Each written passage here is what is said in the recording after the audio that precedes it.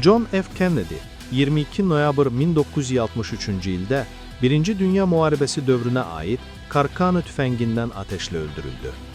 Baş və yeganə şübhəli 2 il SSR-də yaşamış keçmiş dəniz piyadası Lee Harvey Oswald idi.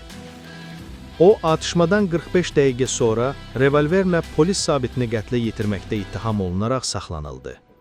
Hadisəni araşdırmaq üçün yaradılan Warren komissiyası Oswald'i tək başına təqsirli saydı.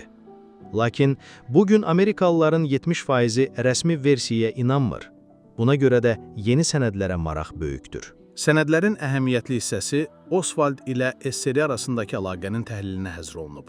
Doğrusu, adamın 2 il SSR-də yaşaması, Sovet vətəndaşı Marina Prusakova ilə evlənib ABŞ-a qayıtması, üstəlik cəmi il yarım sonra prezident sui-qəsdi törətməsi çoxlarının şübhəsini çəkirdi.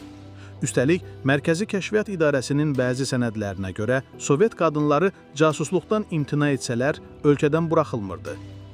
Lakin yeni sənədlərdən aydın olur ki, nə Oswald, nə də Marina Prusakova KGB agenti olublar.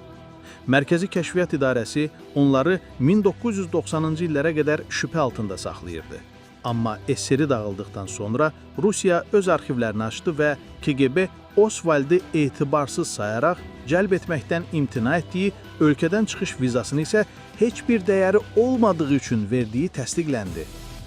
20 noyabr 1991-ci il tarixli məlumatda KGB əməkdaşı Slava Oswald'ı açıqca istedadsız adlandırır.